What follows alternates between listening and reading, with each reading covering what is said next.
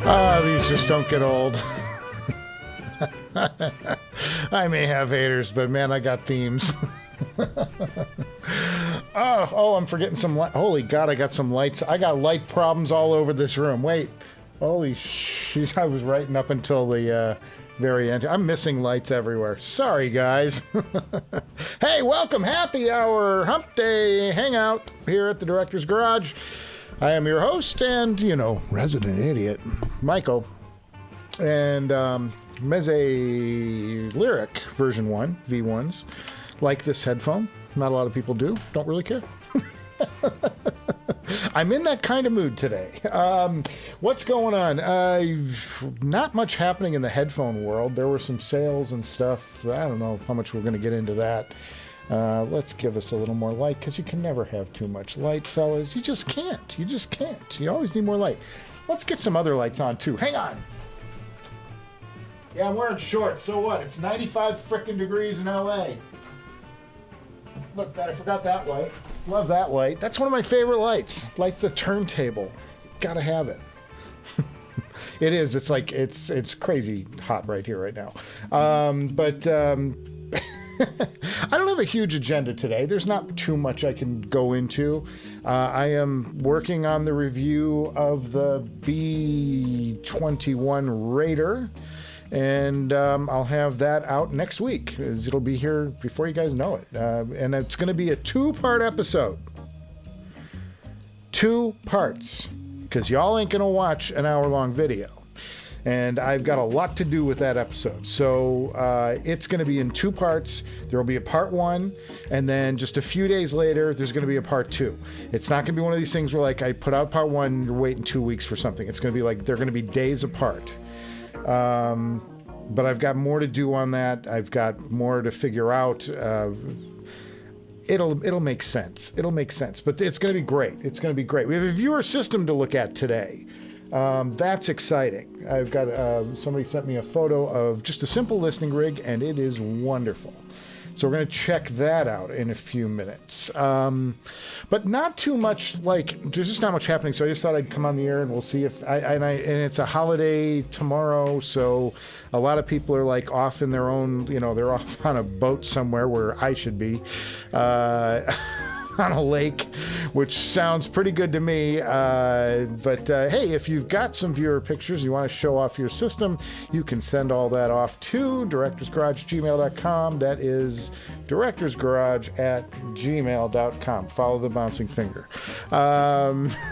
But I appreciate that everybody came by today who has stopped in. I was working all day. I was working right up until literally minutes before we went on the air. And I've got more work to do before I call this one a day. So get some cooling going in here, because man, it is, I'm telling you boys, they turned up the thermostat across the country, and we're getting it in LA pretty good right now. Look, people are still slacking me and sending notes. How y'all doing? What's going on in your worlds? What's exciting you this week? I did have something else I was going to talk about, but I can't remember what it was. So, whatever. It'll come to me. It'll come to me, boys. Did some listening this week. Oh, I did some... I hope you guys got to check out that John Lennon thing. Ryan Dietz, I got an issue with you. Ryan, here, let's talk about a new product. Talking about a new product, Ryan Dietz has collabed with Enlium, makers of the 23RM. And there is a new amp, a new version of the 23RM called the 23RMH. MH at the end, Modhouse. And it's being packaged with Ryan's spectacular headphones. So you can actually buy now in a case Ryan's Modhouse with an Enlium logo on the side, the tungsten, and in the same package it comes with a redesigned 23RMH with Ryan's headphones included. So you buy the thing, you get the amp, you get the headphone all in one, and it's about $5,000, $5,500, somewhere in there. So you save a few bucks if you bought them individually, but the best part about it is it's like an all-in-one package for your mod house. So I did a little advertising for you, Ryan. I expect a check. Sorry. Oh, you gotta have fun, guys. You gotta have fun. What else was I listening to this week? Did kind of a little bit of a deep dive on some Zeppelin. And my obit this week was Paul Simon. I spent a lot of time with Simon and Garfunkel. And yeah, a lot of interesting little tidbits about Paul. It's kind of like a yin and a yang. I've never, like... Paul is not, like, generally a happy person.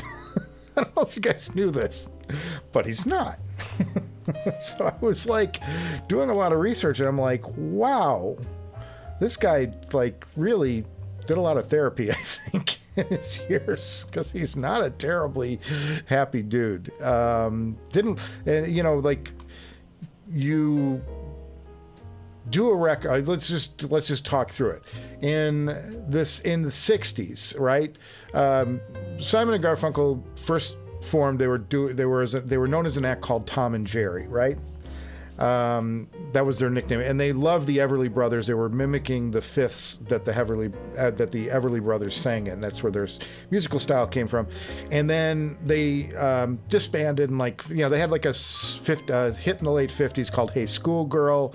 They broke up, kind of went their own ways, started college, started kind of like getting into their college years, and got back together. And they, as folk rock was starting to come into vogue, you know, you've got Dylan, those early Dylan records. They said, hey, we could, you know, let's try something. So they got back together and they recorded an album. They got a record deal, which is pretty cool. They got a record deal with Columbia, and it was called, which is CBS, it's all the same thing, and it was called Wednesday Morning 3 a.m. They put the records out in 1964, and it sells, wait for it, 3,000 copies. That's it. It's work all that. It feels like one of my episodes. You send it out there into the world, you think, man, this is really great work, and boom, nobody cared. So, fast forward a year, Simon and Garfunkel split. Art goes back to college. Paul goes to London, records an album called the Paul Simon Songbook. It doesn't do well, but, you know, they're doing their own things. Meantime, an executive at Columbia hears Dylan's electrified sound, Blonde on Blonde. You know, all that dude is he was going into Blonde on Blonde, and says, wait, there's a really good song here from this Wednesday morning 3 a.m. guy, these Simon and Garfunkel fellas. I'm going to electrify this. So he takes it into the studio, gets some sessions musicians, loads it up with electric guitars, and, you know, it gives it more of a wall of sound feel, you know, very thick sounding, and angers the song up a bit, and releases a single, Sounds of Silence, as a 45. Doesn't tell Paul Simon about it, doesn't tell Art Garfunkel about it. They just release it because they're the label. They can do as they choose. It's their music. They own it. And the record goes to number one. Now they're in a position. They've got a number one single on the charts. This new Sounds of Silence, exciting act, Simon and Garfunkel. Who are they? Nobody knows. They sold 3,000 records. And the band doesn't exist. The members are in different countries. So they call them back and say, guys, you got to get here. Your single's selling. Paul didn't like the mix. He's kind of pissed off about the whole thing, but pissed off is kind of a normal state of being for Paul Simon. Doesn't like the remix, but they get together and they say, the record label tells them, because they own them at this point, and they say, look, you need to deliver us a record, and we want it to be called the Sounds of Silence, and it's going to be an LP, and we need it now. So they go into the record studio and they re-record a bunch of the Paul Simon songbook, and then they include Sounds of Silence on it, the new mix. And so some of the recordings from England, and then they made up a couple in the studio. 3 weeks, they put together the Sounds of Silence, the album, which goes on to be a pretty big seller. I think it sold 5,000 copies that year or something, which for an album is... No, it sold more than that. It sold... I think it went on to sell 5 million copies, if I'm not mistaken. Anyway, it was a big, huge hit. And so they take their record. But Paul doesn't like this music for some reason. He says it's naive and young and innocent, and like, he just doesn't like it. He doesn't like playing it. But they go back into the record. The next album they spend a lot more time on, and Paul gets freedom in the studio to do what he wants. And so he gets the freedom, and he gets creative control, and they do Parsley, Sage, Rosemary, and Thyme, which is a huge record, and it's got tons of production value on it, and it shows. They spent some time and some money on it. Paul hits a writer's block. Mike Nichols hears Paul Simon and Garfunkel music and goes, I want this in my new record, in my new movie called The Graduate. Calls Simon and Garfunkel, they agree to it. Paul had been playing with a song, kind of a comedy song called and Here's to You, Mrs. Roosevelt. It's about Eleanor Roosevelt. And then he was playing with it, and in one verse, I think he added Robinson. And Mike Nichols is like, wait a minute, my character's Mrs. Robinson. You mean you have a song named Mrs. Robinson and you haven't told me about it? Make a deal, get Simon and Garfunkel score Mike Nichols' movie, and at that point they become the biggest superstar band in the planet because everybody knew Mrs. Robinson and whatever. They had another album, Bookends, that came after that, and then by this point, Art is starting to get an acting career because Mike Nichols likes him, puts him in Catch-22. He secretly agrees to do his next film called Carnal Knowledge. Doesn't tell Paul about it. Paul's back in New York working on Bridge Over Troubled Water, and Art's kind of off in Mexico. He writes The Only Living Boy in New York about Art going off to Mexico to do the movie, and Art and he decides at that point, when Art comes back, we're going to finish this record, and that's it. So they put out Bridge Over Troubled Waters. It's the biggest selling record of all time at the time. And Paul says, we're going our separate ways. I'm done with this. It's like, dude, you've got the biggest act. You know how hard it is to have a big, huge act in music, and it's like, I can't work with him. And I think what it came down to in reading and listening to all of these interviews over the years is when Art would listen to the songs that Paul would write, he would take them and subtly change the arrangement on them so that his harmony would go well with the song that Paul had written. And Paul's way of thinking, these are my songs. I'm tired of this guy coming in and rearranging my stuff. And then on top of it, everybody thinks that he wrote half the songs, or he's involved somehow in the songwriting. That's all mine. He just didn't like sharing credit, and Art and he weren't getting along creatively, so he wants to go do his own thing. It just shows you, I don't know. So that's kind of where Paul comes from. And then there's the whole Graceland thing that went down. And I told you part of the story once before about Los Lobos. Paul gets these periods of writer's block. He's notoriously done that. Let's flash forward a few more years while I'm telling this story. I'm letting the chat fill up and then we'll go into it. But I'll finish the Simon and Garfunkel story. So they decide to get back together in 1981 for a concert at Central Park. I don't know if you guys know about this. 500,000 people show up for this concert. 500,000 more than 500,000 pour into Central Park to watch Simon and Garfunkel play for the first time in 12 years, right? Huge thing, mega event. And they decide, well, we should tour, you know, this went really well, let's tour together. And Paul's like, I'm working on a new album, and I think that, you know, we should try to make it a Simon and Garfunkel album. And Art's like, hell yeah, because it's going to sell way more if we're together than if each of us do a solo record, you know, like, let's get together and make it work. So Paul has a lot of songs written. They've been touring with these songs. When the tour starts, they started playing these songs on the tour. With the harmonies and all of that. They go into the studio, they record it.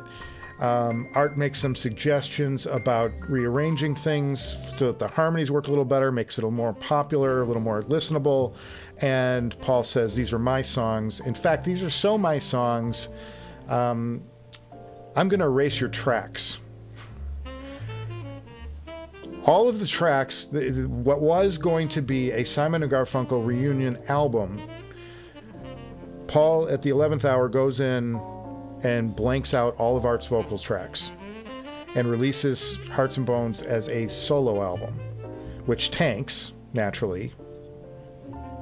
And Art's pissed off, and it's another, like, huge severing of their relationship. You know, as you can imagine, because Art put the time in, was in the studio. Paul says and his excuse was these songs are too personal for harmonies. Well, they weren't too personal when you were on the road singing these things. You know, whatever. So, it's like a long story with them. And Paul has other stories. He was having writer's block again in like 84 and went into recording session. His label convinced Los Lobos, who was also on the same label, to go into a recording studio with him and just spend 2 days with him. And Los Lobos was like, this guy's old news, and we're an up-and-coming band. We don't really want to do this. But they did it because their label kind of sort of forced their hand into doing it. And they sat around the first day, and nothing happened. They were just sitting around there, you know, chatting. And Paul's kind of quiet, and they get done, and they're like, man, they get to the end of the day, and they're like, God, thank God this is over. And they're like, you got to do one more day. And he's like, oh, God. So they're in the studio the second day, and they're playing. They're just noodling around, and they start breaking out some of the stuff they've been working on for their next album. And Paul says, hey, what was that you were just playing? And he's like, oh, this is a song we've been working on, blah, blah, blah. Simon steals the song. Stole the song. Go read about it. It's online. Well, and when Graceland is released and it's got this record on it, they're like, what the hell? It's our song. And when their attorneys contacted Simon's people, they said, he's Paul Simon. What are you going to do? You're going to sue him? You're going to tell him that it's your song? Who's they going to believe? And basically, Los Lobos had their song stolen by Paul Simon. That was great. Meantime, so Paul goes off to Africa.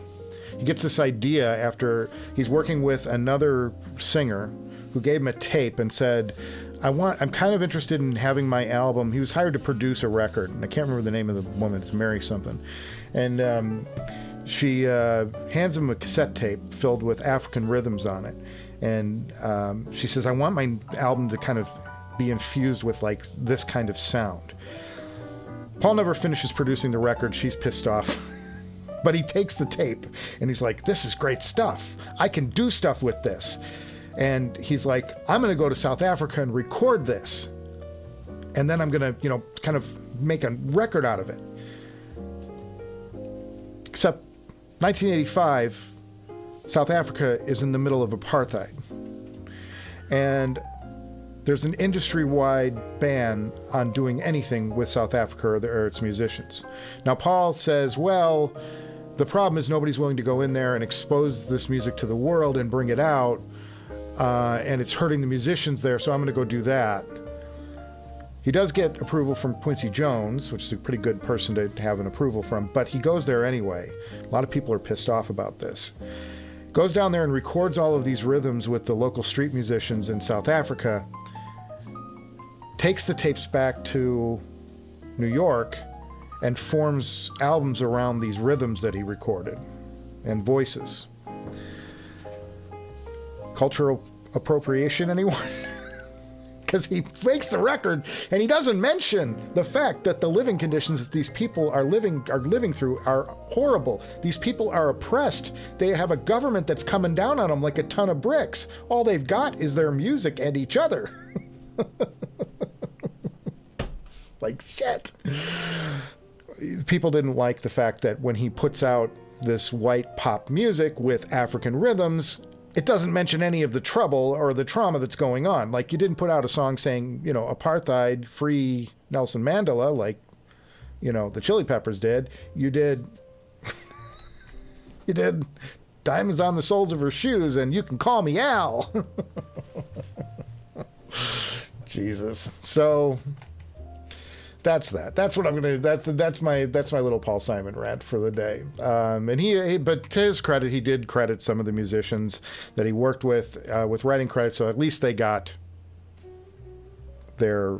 They did get, some people got some royalties from it, but Simon got a lot more and really didn't pony up.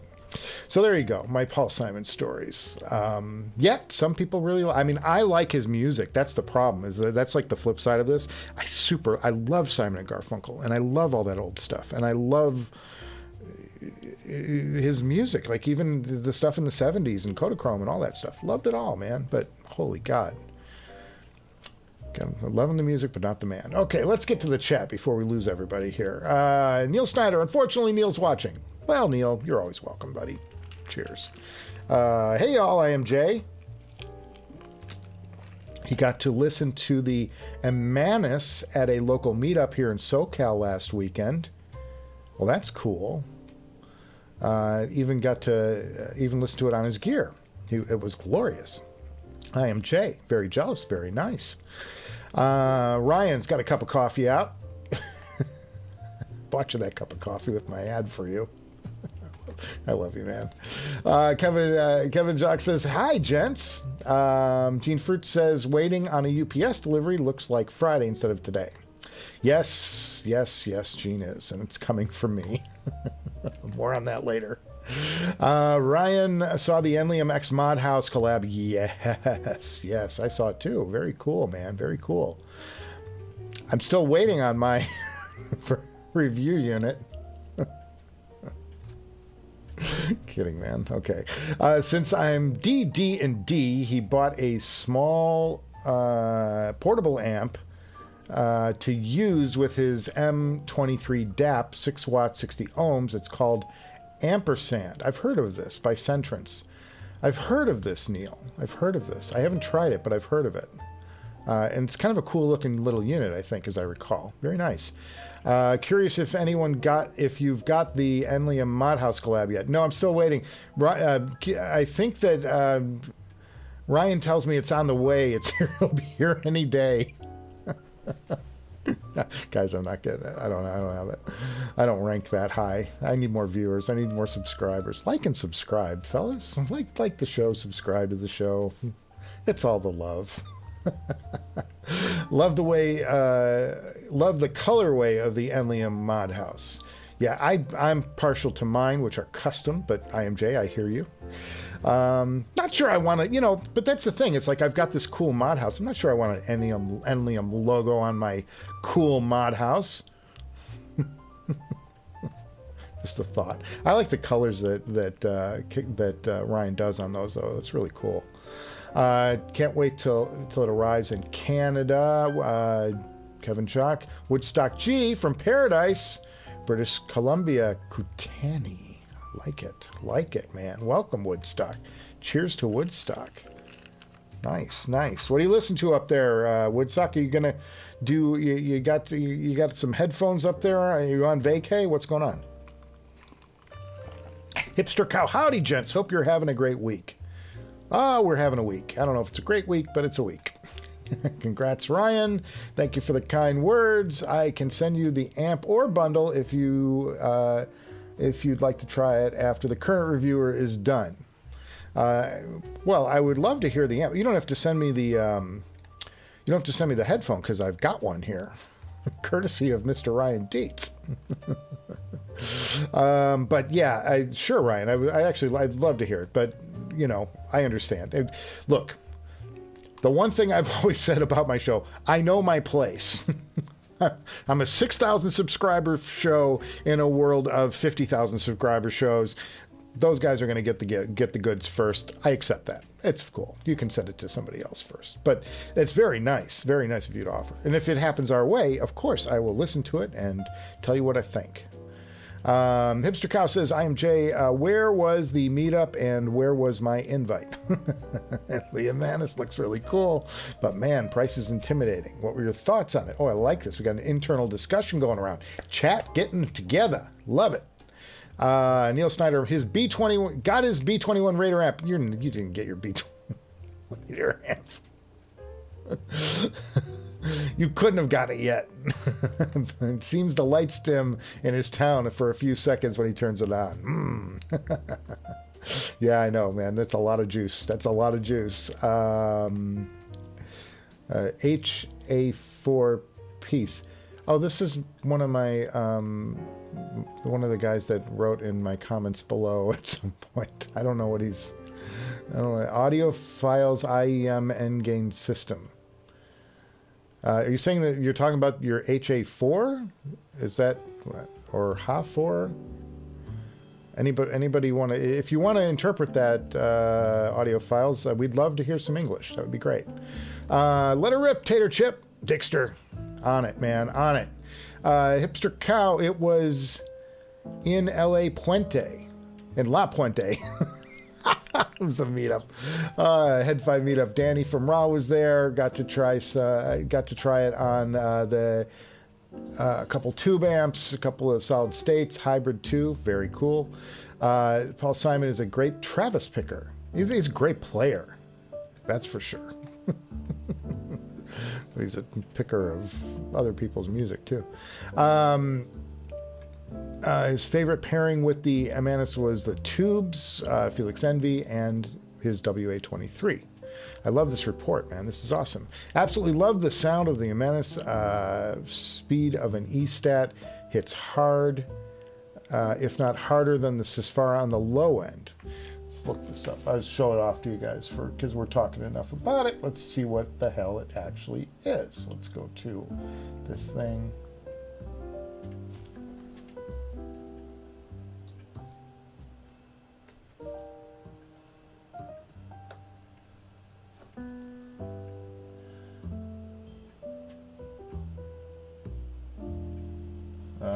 Yeah, okay, I'll accept it. Okay, so here we go. Here's the Imanis. This is from Raul. And we go here. This is the Imanis. There it is. Look at that. In all its glory. Someplace called Headphone Shop. I've never heard of it. Headphone.shop. Nice, but nice. Looking nice. Looking nice. It's a really classy looking design. Reminds me of that. Kind of reminds me of like a different take on the gold planer from a few years ago. Remember the gold planer? That was kind of cool. I like this yoke situation. It's kind of cool the way it's formed. Is that wood? I wonder what that material that is. Very cool though. Very nice, or if it's just metal. God, it looks like that band is going to ring like crazy though. And what's the setup here?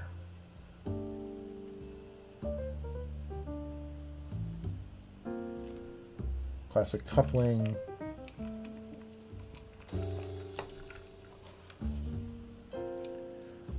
Three ribbons. It's a tri-ribbon setup. Very interesting. That's the thing about ribbons is they're a little rough on getting bass out of them, but maybe they've done it. That would be great. I haven't heard them, so I can't say. I got to take your word for it, my friend. Very cool, though. Very cool. Raul and Menace. Do you need a special amp for this, or can they be driven with any old amp? I probably need a transducer, I would guess, if it's a ribbon. Usually need a little interim box, something like that to help them out. Absolutely love the sound of the Humanus. Sound of an E-Stat hits hard, very cool. Ace of Spades in the house, cheers. Garfunkel was Walrus. That's the Walrus he heard. The Walrus was Paul Simon. Tried it on the Zale HM1, SEQ Armageddon. Solid state amps lose a little bit of magic, especially in the mid-range, sounded a bit more clinical. Yeah, they'll do that. That'll be dry. And interesting, I was just thinking about this the other day. I was thinking about like the ZMF, because you know I'm a big ZMF fan. The Atrium and the Caldera. Like I consider the Atrium to be more of a tube headphone, and the Caldera to be like favor a little bit of the solid state sound a little bit more. When I think of those two now, just something I've discovered like my last little bit of playing around and listening to a lot of headphones lately. Goodness me, because I'm doing these amp reviews. These amp reviews mean I'm going through headphones like butter. Like butter. What's happening here? Nothing I need to worry about, thankfully. For a change. For a change. We're okay. We're going to live. It's going to be good. Everybody's happy. Ace Spade says he's got an opportunity to buy a ZMF Verite Open for $750. On the fence if he should buy it or not. It's not his targeted ZMF, but it's priced super well. Ace of Spades, I would say don't do it. Mr. and I'm Mr. Buy Used, you know what I mean? And the reason is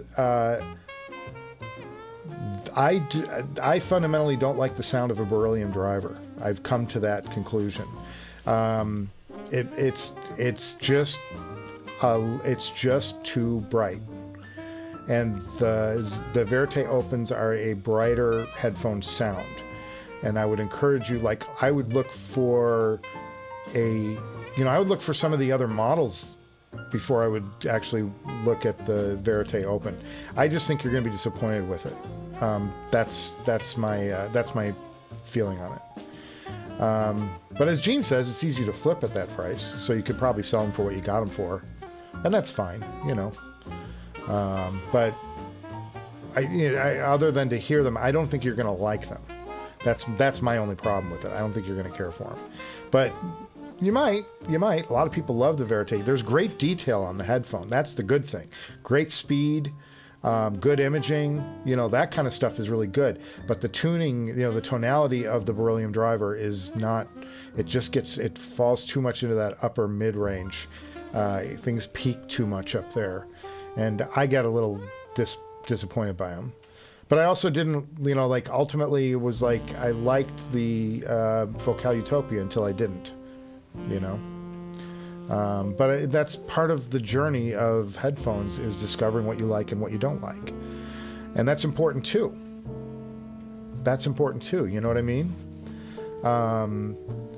Following your own journey. So maybe you do buy them. I don't know. It's just like, I was just thinking, like my initial feeling was, a ZMF Open, like I would rather, like if I'm going to jump into the ZMF pool, I'd want to find an Atrium. I would even want to find some of the lower Aeolus, or some of those other drivers that earlier drivers that Zach was playing with. Those are interesting sounding headphones, but I don't know if I would jump into the Verite Open myself. They are great detailed headphones though, and they do give you a good image. So I don't know, Ace. I think it just comes down to if it's something like I'd rather you find a deal on the Atrium or something else. You know, that's just my feeling. But you know, man, I will support whatever your decision is, my friend, because we are in this addiction together. And Gene is right in a way, because I should always be an enabler.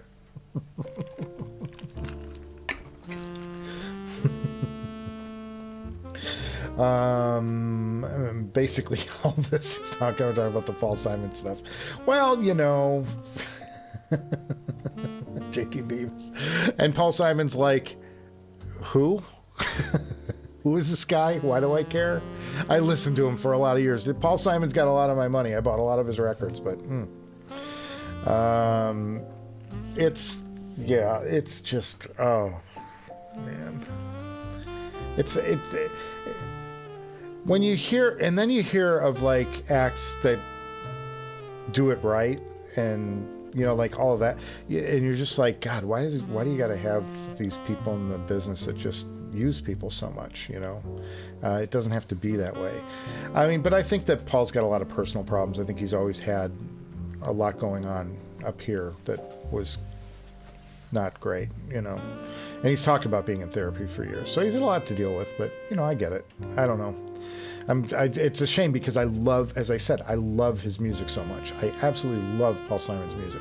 I can listen to that first record, Me and Julio, and all those great songs, Armistice Day, all of it, fantastic.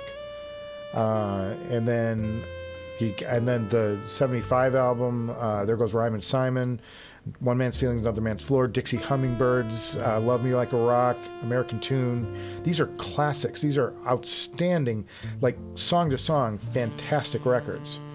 So I don't know. I'm on the fence. And then he brings Art back from My Little Town. Gets a single out of it, but won't put Art on the rest of the record. It's like, did you have to? Whatever. Woodstock G says, just got a Cord Hugo TT2. Great. A big disappointment? Oh my goodness. I'm sorry, Woodstock, man. Oh, I like the TT2. I mean, it's got a sound. There's a specific chord sound, and either you buy into it or you don't. But that is, like, for the money and for the value, there is so much detail in that TT2. What are you marrying it with? Maybe you're marrying it with an amp that maybe doesn't play with it so well, or you're just going straight out of the TT2. I don't know. I've had that. I thought that was a brilliant little product. Great size, can travel with it. It's fantastic. Oh, I'm sorry you're having a hard time with it. Well, that's a shame. But a big fan of Cord. I have I've had and have many other products. Currently I have one, so I guess it's not many.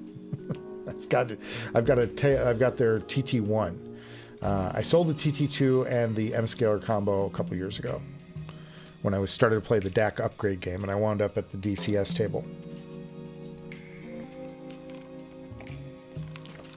Metarod. Like the handle, man. Sounds authoritative. Hi, Michael. Greetings from Germany. One quick question. What are your favorite ZMF headphones?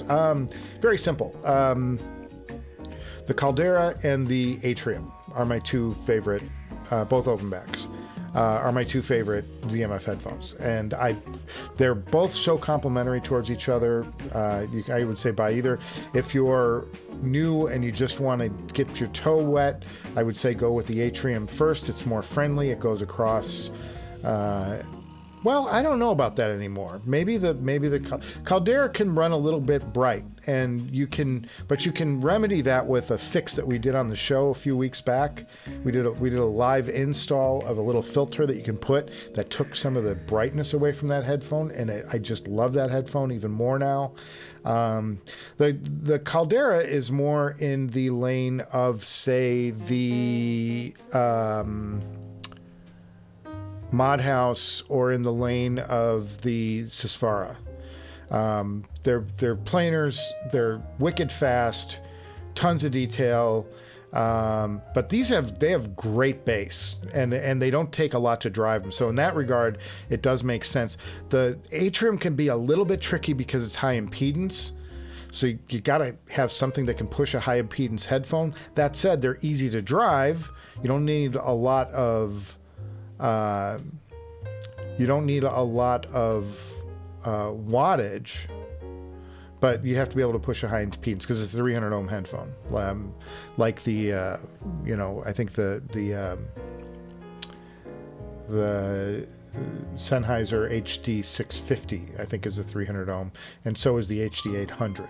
So in that regard, they're a little trickier to drive, but they are a more like wider variety, can listen to anything on them headphone.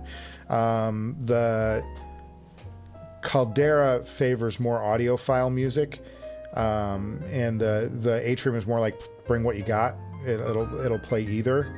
So there's a little bit of like yin and yang. Like if I was only going to buy one, my personal feeling is the Atrium, but my asterisk to that is it is a 300 ohm headphone. Make sure you got something that can handle a 300 ohm headphone, even though it doesn't need a lot of wattage. It just needs to overcome that impedance.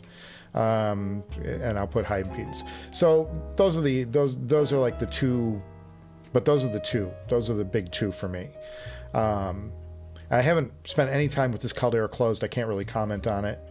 It's been sitting on the desk here in the background. It's hanging right there. That's it. That's Caldera closed, boys. But I'm waiting for the review on that. That's going to be two episodes, one production cycle away, because I'm doing 2 episodes out of the next single show. If that makes sense. I'm just taking the next episode, I'm splitting it into 2 parts, and you'll get them both the same week, a couple of days apart. Just because nobody watches a 40-minute video or a 45-minute video or an hour-long video.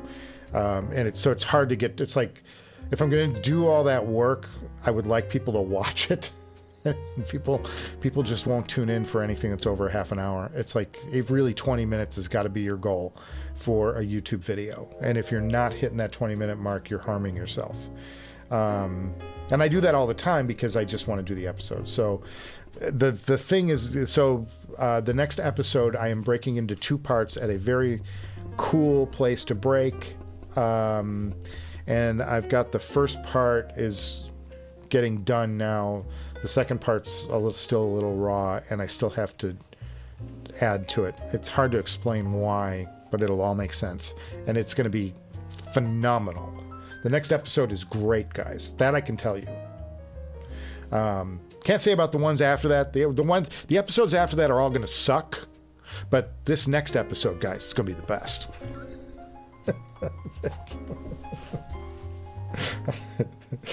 I should really go into auto sales. It's going to be my next career. But wait, how much would you pay for this? How much would you pay for 2 of these? Jesus. Somebody cut me off or get me started. One or the other. Guys. But that's my ZMF answer. And I love Zach and I love all his headphones. But I would even be, honestly, going back to that other question, I would even be more excited to hear the Bokeh ahead of the Verite myself. Because the Bokeh might be even easier to drive and, like, might give you some bottom-end experiences that maybe you're not going to get out of the Verite. But Verite is not a bass-heavy headphone either. And that's the other thing about beryllium drivers is they tend to struggle with bass reproduction because they don't have, like, you know, the biocellulose, which is what the Atrium is.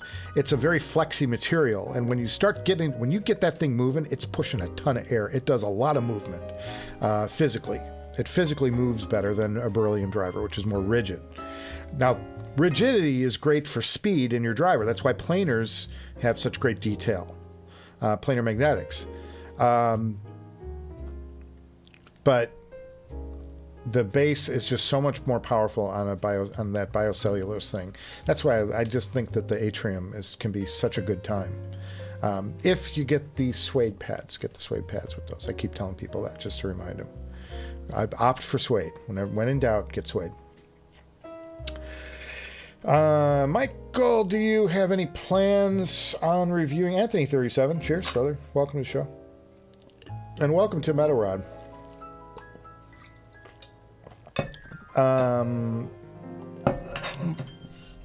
Hey, Michael, do you have any plans on reviewing the Felix Envy? Felix Envy, I don't have any plans to do that one, mainly because my partner in crime, I want to double check this real quick, but my partner in crime is Audio 46. And I am pretty sure they are not a Felix distributor. Well, they are. Oh, maybe. I could get one, maybe. Oh, maybe not $8,000 worth. They don't trust me that much. Man, they got an open box. Maybe they'll send me the open box. No, I'd love to review it. The one thing is they're showing a CV181 tube in there. PS Vane, which is, yeah, the CV181 tube in that. I just looked, I know that thing from Look because I used to have it in my, I tried it out. I tried the CV181 in the Woo WA5LE, and it's a crappy tube. I fundamentally hate that tube. Every time I put it in, I couldn't wait to get it out. It's a crunchy, aggressive tube that has no business in an audio product. Is that a spicy take? Sorry, PS Vane. Send me some stuff. Prove me wrong. God. Boys, it's coming. I'm just getting punchy in my old age. Was Mrs. Director's birthday yesterday, by the way. Very nice. We're both broke. We stuck around the house. But one of the coolest things that's happened in the last week, fellas, I'll show you to let you a little bit behind the curtain here. There is a hawk that moved into our neighborhood, a red-tailed hawk, and he's fabulous. He's fabulous. Can I get this over? I'll show the photo. And so he's like crawling across the let's see if I can find one of the better photos.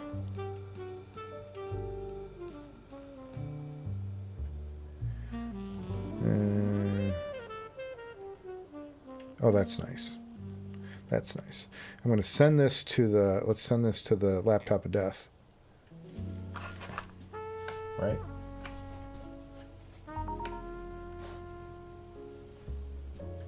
Does it come up?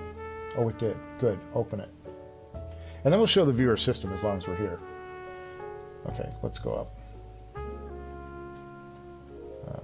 to here. All right, so here's the, I'm going to show it to you.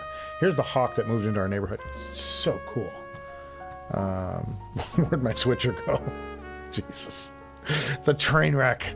It's a train wreck, boys. Here we go. That's the red-tailed hawk. Big ass bird, man. Big ass bird. He's so cool. He's so cool. He's got about a 4-foot wingspan. He's amazing. He's been flying around here though, and he's been perched and hanging out. So that's been like one of the things. We are just like obsessed with following this bird and finding him in the neighborhood. It's so cool. It's so cool. So hang on, let me get the viewer system. Downloads. There it is. Now, I don't know how this is going to work, but let's see, because he kind of shot it in widescreen. Oh no, here it is. Okay, so let's go up full. And we'll go to this. This is viewer system. Who's the viewer? Do I remember that? I hate when I do that. I should tell you who it is. Oh, it's Jarek. Viewer Jarek sent me this system last week, and now we're going to look at it as soon as I find the switcher again, which keeps jumping all over the screen. And here it is. Here's Jarek's system, and he's got an iFi DAC paired with a Shit Valley tube amp, and I don't know what this is over here, but it's really cool. What is this? Topping? Looks like it might be a topping. I'm not sure what's on the other side of this. But very cool little system he's got for a desktop rig. And then there's a headphone. Oh, he didn't show off his headphones. So maybe we can get something more out of viewer Jarek. But I think it's really cool. It's a Zen Blue DAC. Oh, it is a topping L70 amp. So he's using the Shit Valley 2 as a pre, and then he's amping into the topping L70. Very cool. Headphone setup. I don't know what the headphones are he's using, though. Didn't send us those. Cheapskate. I'm just kidding. Hey, Jarek. Thanks so much for sending your stuff over, man. That's appreciated. I love any system. I mean, it's just fun to see what other people are listening to and it's exciting their world. And if you have a viewer system and you would like to show it off to us, directorsgarage@gmail.com is the place. Go to our Patreon page. $3 gets you in the door. All you want to know about the Director's Garage. All right. Classic. What do we got? So Felix Sandy could happen, but I have no plans for it. Imanis can be run on regular amplifiers with a little box adapter that RAL has. Yeah, so that's like it's called a transducer, I think, is what they have to do. And it just alters the signal so that you don't overpower. The problem with ribbons are, much like this here, you have to make sure that you don't run current to them in any way. Or you don't have to make sure that you don't run current to them. I shouldn't say in any way because it needs some current. But if you make the mistake and send what they call phantom power, which allows you to power up a condenser mic or a capsule mic, that will literally fry the ribbon. You'll just the ribbon will melt and bond to the metal around it. So it would totally destroy the ribbon. So you can't do that. So you need a little buffer box in there to sort of change the voltages to very light voltage so that the ribbon won't be harmed by a surge of current through it. So yeah, RAL has, I know they make like a box, but you can do it.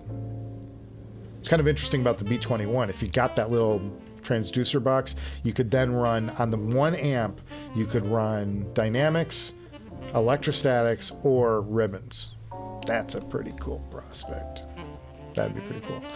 Neil says, wouldn't it be great if headphone manufacturer offered one gorgeous, comfortable headphone with interchangeable drivers that could be swapped quickly? Neil, I think you should talk to Ryan Dietz. Ryan would love to build another headphone. Right, Ryan? No? Or you build it yourself, man. Just go into business. Come out with an idea. Come up with an idea with a way to do it. That'd be awesome. Stranger thing, just a good idea might be a great idea if you flesh it out and even make you a few bucks on the side. I love trying out stuff and getting excited about new things people are doing. Ken from Ken's Workshop. Man, seeing his DIY stuff, I'm like, man, I wish I had a steady hand and I could solder worth half a damn, because I'd love to try some of the stuff that he's been trying. Really enjoyed my Aegis video. Would love to try, love to pair one with one of his atriums. Yeah, that's a great. And the thing about the Aegis is, for what it is, it's a huge value, I think. That's where you're getting into, like we're talking about the B21. Well, it's commensurate. It sounds commensurate with its price. You know what I mean? Like it is, the best sounding dynamic driver amp I've heard, period. And it's priced like the most expensive dynamic driver amp I've heard, period. The Aegis is a fantastic sounding tube amp, and it sounds as good as tube amps that cost thousands more. And that's I'm like, I don't know how Zach's making the money on that, because it seems to me like he's really cutting his margin on that to get that out the door that way, because it is so impressive. Very cool. JTB has had a few ZMFs. The Atrium is his current ZMF, and it's the best in his opinion. He'll rank the ones he's had. Atrium, Artur Classic, Caldera Verte Closed. I haven't had a Verte Closed. I cannot confirm nor deny that. I haven't had the Artur Classic, so I can't comment on that. I think the Caldera and the Atrium serve different purposes. There are times when I like the Caldera better, but the Atrium is a better overall player across genres, across the Caldera likes quality audio tracks. It does not like MP3 files. It doesn't like, if you put crap into it, you're going to hear crap, because it's going to tell you everything about the file. The Atrium is more forgiving. It'll, and it's got that bass. It's got that incredible biocellulose bass on it, which I love. Metarod says, thanks for your ZMF insights. Did you hear the Artur Classic? Some are saying it's a baby Atrium. I have not. But if I hear them someday, maybe Zach will send me a pair or something someday. I still want to hear the Bouquet too, because that's, pretty righteous, good price, well-priced pair of headphones. So that would be great. Woodstock G says he bought an old pair of Bayer Dynamics T1s. Oh, that was the first mistake. I've never had the T1 in here, but a lot of people love them. He tried with a pair of Bell Canto monos, though it's amp setting, and chased him out of the room. Woodstock G, what do you have that's great, man? What are you loving these days? I want to hear what you're enjoying. Tell us, what are you rocking right now that's like really good? I'm sorry though that for an old pair of, oh, he bought the amp. I get it. Now I got it. Then he tried it with a pair of and thought the amps through its amp setting, and it chased him out of the room. Okay. So the T1, first of all, great headphone. I haven't spent a lot of time with them. I did hear them at a show once though. But I like Beyerdynamics. I always like Beyerdynamics. Is it Beyerdynamics or Beyerdynamics? I think it's Beyerdynamics. I don't know, guys.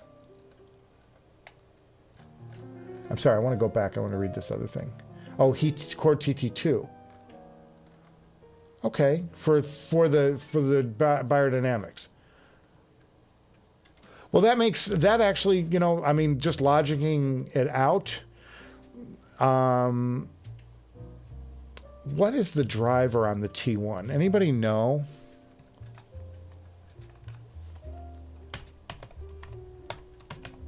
Dynamic T1. Is that a titanium driver? I don't remember. That's the problem. So I don't want to be talking. I don't want to be talking misstating things. Tilted Tesla drivers. It doesn't tell me anything.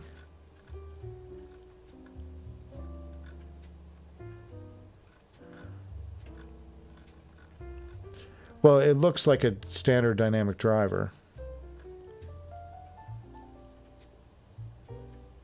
Conductors made from OTC7 copper. I don't know. It doesn't tell me. It's one of these things that's proprietary. They don't tell you what the thing is made out of. But if it's a metal construct of a driver, then I can see where it would be too much, because the cord stuff is bright. I mean, it's bright and detailed, and if you pair it with something that's bright and detailed, you're gonna have problems. But I've always had respect for Beyer stuff. It's been a while since they've delivered. I mean, I haven't heard any of their stuff in years, though. But I always respected them. I thought their stuff was well made. The construction seemed always good on it. Okay, let me jump down. Now I'm understanding what you're saying a little bit more. So maybe just reasoning that through, like, you need kind of when you pair something that fast and that bright, you kind of want to have something that counters that a little bit, because I can see where it'd be too bright for you. Okay, that makes sense. But overall, I always loved the Cord TT stuff, the Cord TT1, TT2, you know, all that stuff, and the Cord TT. What is it? Cord Hugo, the Cord Hugo by itself, the little guy, and then you have the big thing. Because I'm using the Hugo TT right here. It's driving my near field monitors. I love it. It's a great. But I've got Genelecs. Genelecs have good detail, but they're a little bit on the slower side for a desktop speaker, because they're giving it's more of a full range speaker. You know, it's designed for monitoring. So I don't know. That pairing has always worked for me. With the TT with the desktop speakers. Getting tired. And I'm losing my place again I'm losing my place again in the chat. Where'd the chat go? Where'd my chat? Where were we at, guys? It's so hard.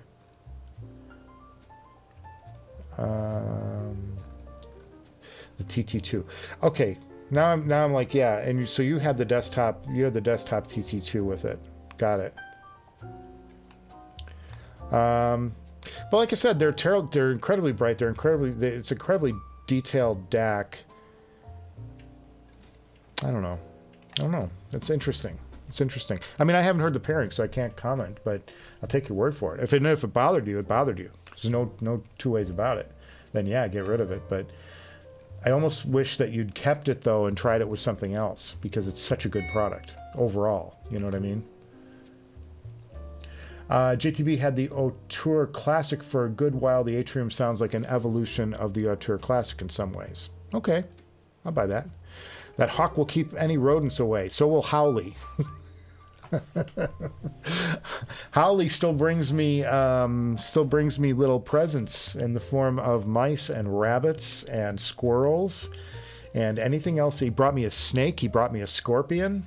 Oh, what a good cat. He's a lover. What driver tubes do you like, if not the 181? Anthony 37 says, Tongue Soul. I have a pair of round plates.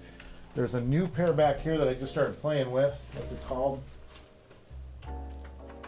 Pardon. The Kenrads.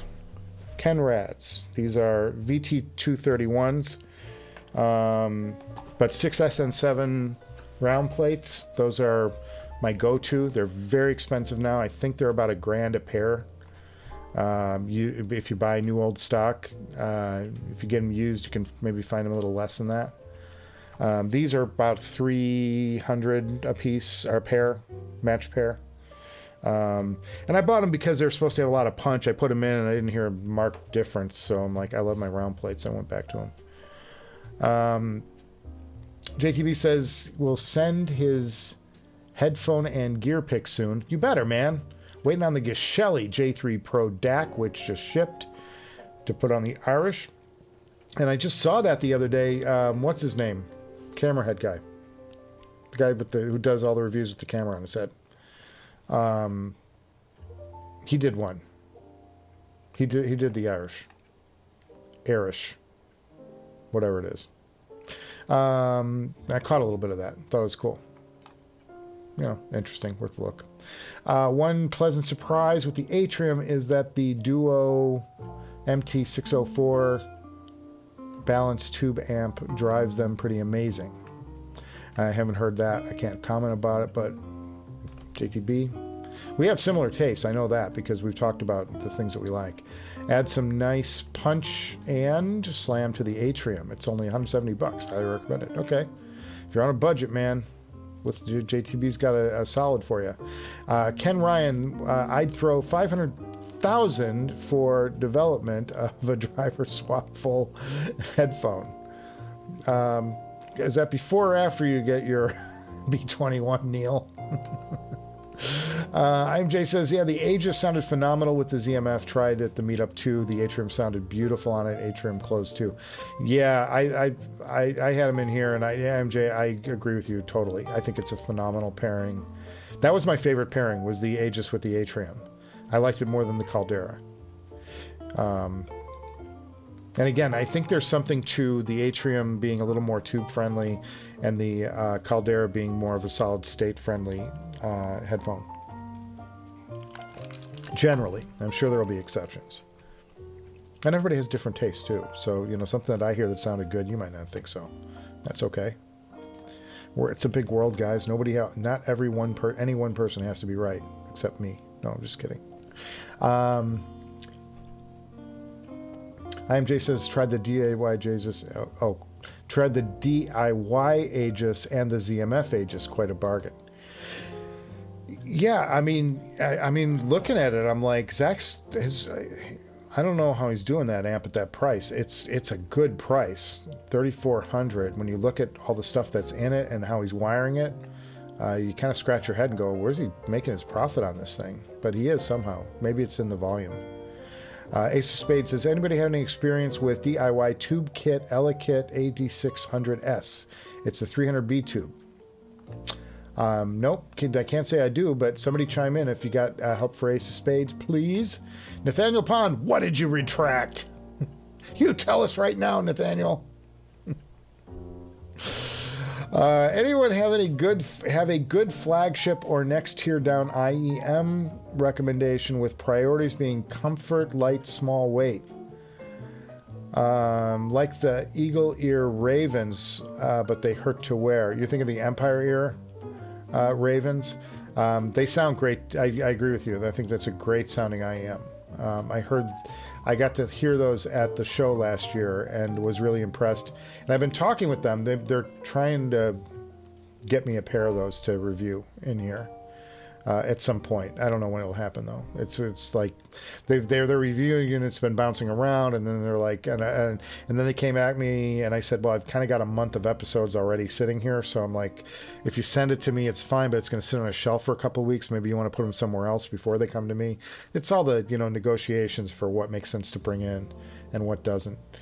And my workload has been so heavy, it's hard for me to get the shows out. So I'm like, I know we're in a period right now where it's like 2 weeks in between shows, because that's how long I need to cut the shows, to get the shows cut. So hopefully we have Independence Day tomorrow, and I don't have much going on, so I'm probably going to get some cutting time in tomorrow to be able to cut that show. But my workload at work has been very heavy. A lot of writing, and they want stuff, so I'm trying to accommodate that, because that pays the bills. This doesn't.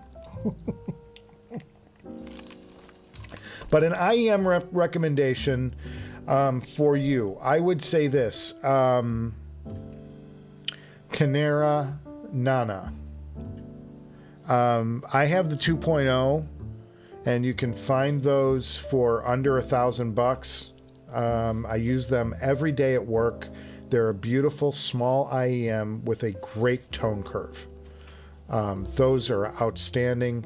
I'm trying to think, like the Mest was kind of a larger IEM as I recall, so I wouldn't necessarily push you to them. The Caneras are tiny though. They're nice and small IEM, and you can put a smaller thing on it. That's going to be my recommendation to you. And I get nothing from Canera. I don't have any ties to them or anything. It's just I happen to somebody sent me those. I liked them so much I bought them, and I've held on to them.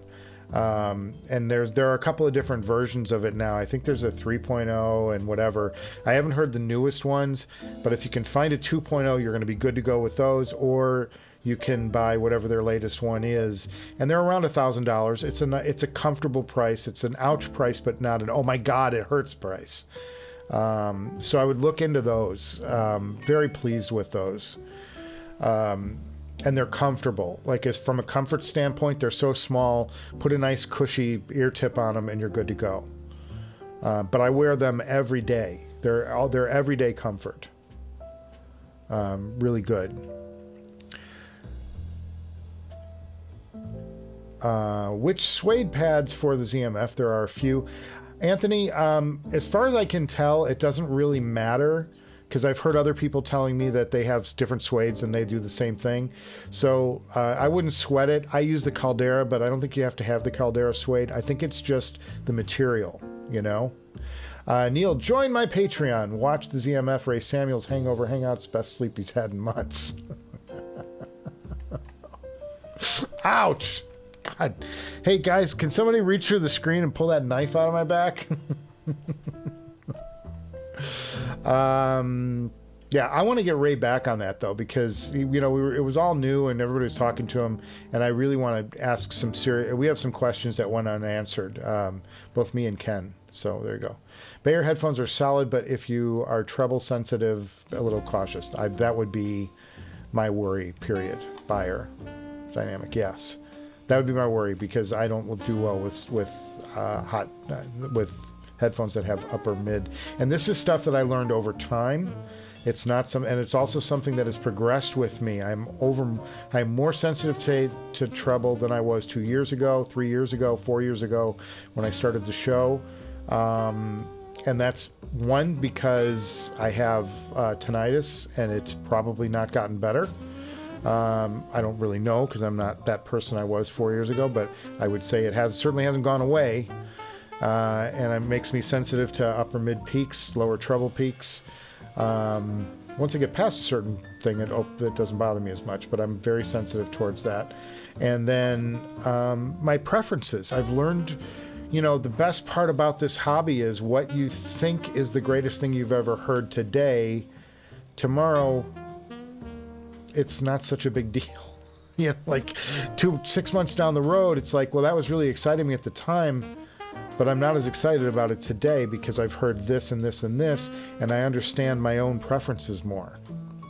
And I know that's kind of a cop-out in a way, but it's honestly true. It's like, as you listen to more and you hear more things, you can better tune, like, identify what it is that you love about something and dislike about something. But it's part of the journey. It's part of the fun. Pardon me, burping. It's probably my presence that put you to sleep, Neil. No, not at all, Jonathan. Don't. You're actually one of the contributors who asked some of the more interesting stuff. It's my voice, my monotone drone. My goal is to put you all asleep with your YouTube channel on and run up my numbers. Corey says, got a beard, new unopened The Audio Monarch Mark III for sale. He'd sell for $1K. That's a brand new unopened Monarch 3, 1K $850. Okay, that's advertising. Cha-ching. Cord plus Utopia is a really bad pairing. Yeah, I think I found that out, and I think I was trying to be excited about it when because I think I had that pairing for a while, JTB, when the show was new, but I hadn't had a lot of headphones in here at that point. I mean, you know, the headphones I had were stuff like I had the ZMF Verite, which was a bright headphone, and I had the HiFiman HE-1000, which was a Mark II, which was a bright headphone. And so, you know, I think I just hadn't gone through enough headphones yet. So don't watch those early shows, is the lesson. Because I truly was more of an idiot then than I am now. Yeah, poor and brand new. Yes, I got that. Neil, you have a Headfi listening. Oh, we're making a sale. We're hooking people up for a sale. Neil, I get a commission on this. The commission on your sale is $12,500. That's B21 code. Corey V, let's see, Woodstock says, Red Tail Hawk. He had 8 bald eagles flying above him checking out the Jack Russell. Oh, man. But now fortunately, the Red Tail Hawk is too small to pick up Howley. Or maybe fortunately. I can't tell which. But yeah.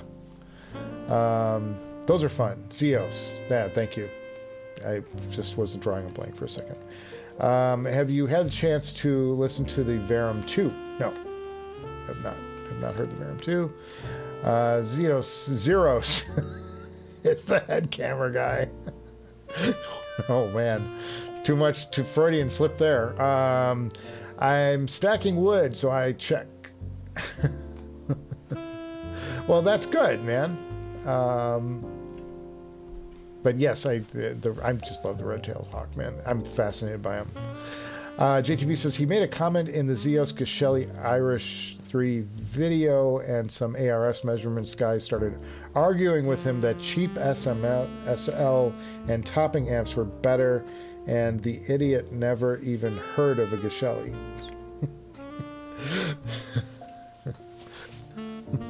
Trying to think, what would be, it would be like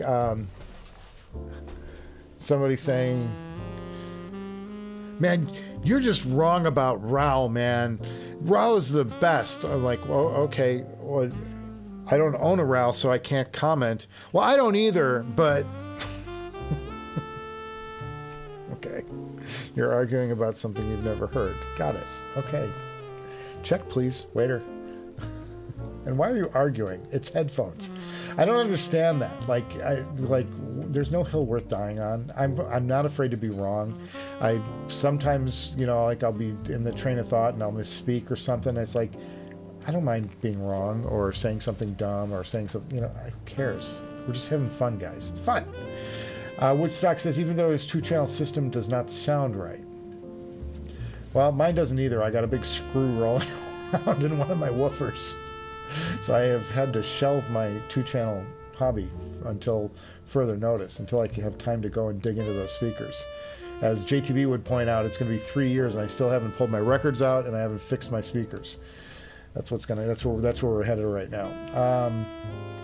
Newbie tube. So what is a round plate? I don't have one handy. Okay. And I don't have my camera up. Tubes have have elements in them that absorb or emit electrons, and it's going across a plate. Okay, but when you talk about the plates, they're talking about there's these plastic pieces on top of the tube that hold these elements into plates and are in place. And sometimes they identify a tube by the shape of this, by the shape of what the plastic element is at the top of the tube. And Tungsol put out a bunch of different varieties of tubes, and there is one varietal that has a round disc as a plastic element. And I know it's really hard to see. You can only see this has got like a stripe. It's sort of like an oval. And they just name tubes goofy things because, you know, we're all idiots. But the element on the top of the round plates is round. It's a circle. So they get called round plates because of the round shape of the holder of the elements. So there you go. So that's how you identify them. But if you just look up on eBay Tungsol round plate, you'll see what they are.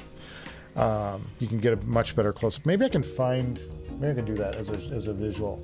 I got a few minutes here still. We can do that and still get through the rest of this chat and still have a life. Let's dump out of that. Okay. And let's go back over here and let me type in. Oops. Todd McGraw just came up. Tungsol round plate 6SN7. Okay. Let's see if I can find something that would show that.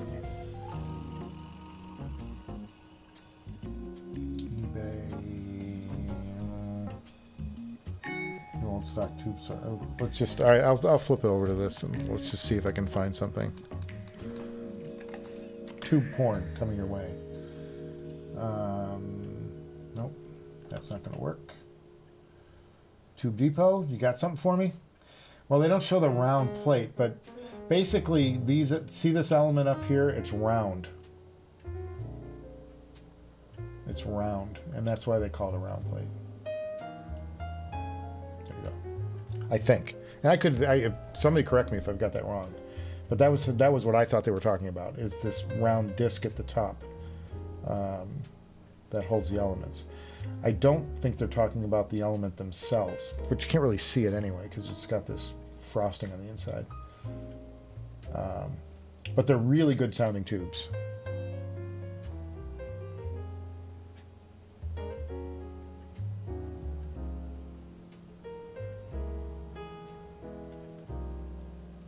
Yeah, Steve Hoffman's got a just shootout of old tubes, 6SN7s.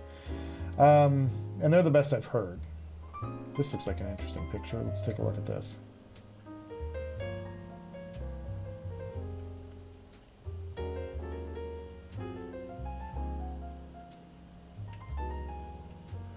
And then they also see stuff like the D getter.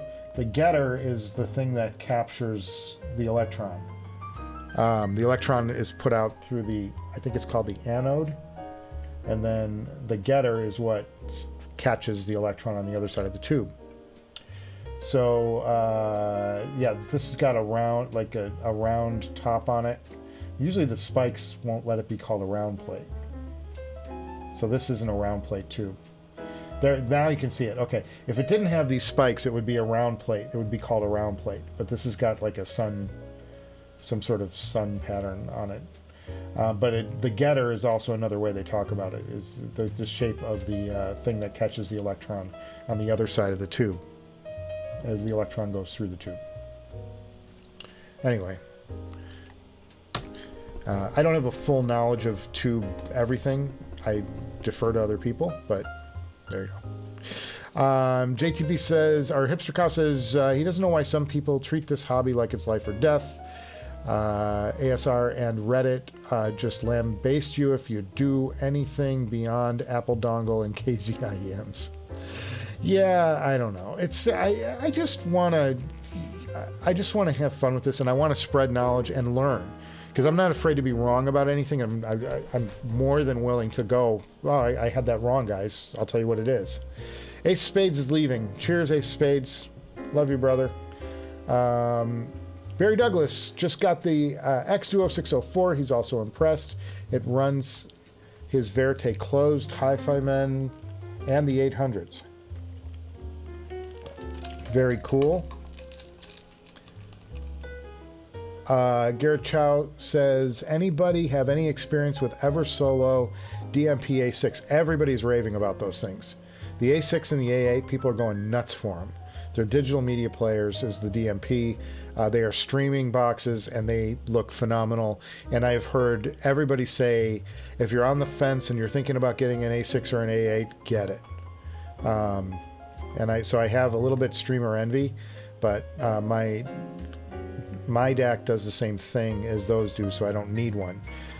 But I would advise anybody who's looking for something that's like great quality stuff, good price, look at the Eversolo stuff. It's nice, and it does a lot of things.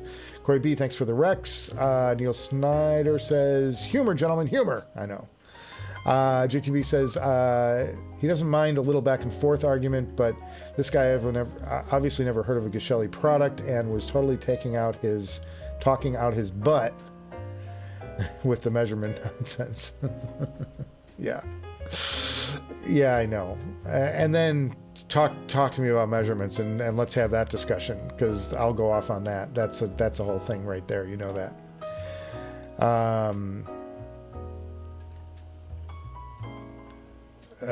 Barry Douglas, X2MT Balance Tube is a great bang for the buck. Excellent way for someone to dip their toes into tube waters without spending a ton. And yeah, and shit stuff too. Good stuff. Tunksol, aka Mouse Ears. Gary K. Cheers, brother. Have a good night, all. See you, Ryan. Happy 4th, brother. Thanks for all you do, and please take a day off. Don't you dare. Ryan, don't spend the day in the garage making headphones for people. I'm challenging you. Take a day off. JTB says, Apos Ray vacuum tube 6S and 7 reserve is a nice tube. He put one on his OG Shitlear 3, and it really took up another level compared to the stock tube. Yeah. Happy 4th, everybody. Happy 4th. Kurt, be careful playing with those fireworks. You'll put an eye out. I love it. And guys, LA is the most bananas city when it comes to illegal fireworks. I've been all over for the 4th of July. There is the city-run fireworks displays got nothing on the illegal fireworks that are here. And I guess they're just all coming up from Mexico or something. And they just flood in. But you can look across the valley and you can't tell where the real fireworks displays are happening, because there's explosions everywhere on 4th of July here. It's bananas. It's bananas. All right, last couple guys, and we'll say goodbye. Barry Douglas says he's giving a high recommendation to the Woo Tube Mini DAC. Has some quirks, but the sound is wow. Yeah, it's not the most powerful thing. That was the only thing. Like, you know, you're not going to drive your most powerful things with it. But I thought the sound was exceptional from what I heard. I didn't think the tube... the bigger problem was the headphone that I was connecting it to, which was the Abyss MR Diana. I did not care for that headphone. I'm Jay. Yep, Garrett Chow. Pardon me burping. The A6 is his main streamer in his system. Really nice little box. I'm Jay. Everything I have read and heard about that gives me streamer envy. So I think you're on the right plane. All right, guys, I'm gonna wrap this damn show up. Somebody actually emailed me the other day and goes, "That cut, wrap this damn show up, is my favorite song now." Really? because there are some different options you have. But as far as the Director's Garage is coming up next week, I am hoping to have a double episode week. All will be revealed about the upcoming B21 review. You'll get all of the answers you've wanted about that I can give you. It's going to be a two-parter, and it's going to be a couple days apart, and I think that you're in for some fun surprises in that. I mean, it's just some surprises, man. It's going to be a good time. So, yeah, give us a thumbs up on the way out the door as you guys are all filing out. And make sure you tip your waiters and waitresses and recycle those beer bottles. And also, subscribe. Yeah, subscribe to the Director's Garage if you haven't, because 40% of the people, no, 60% of the people who watch the show don't subscribe. And that's sad, don't you think? All right, guys, have a great 4th of July. Have a great holiday wherever you are in the world. And enjoy your day off. Hopefully you get one. And I'll see you guys before you know it, man. So cheers, everybody. Cheers.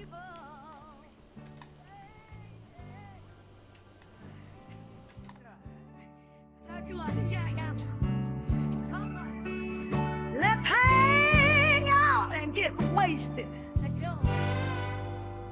at the Director's Garage.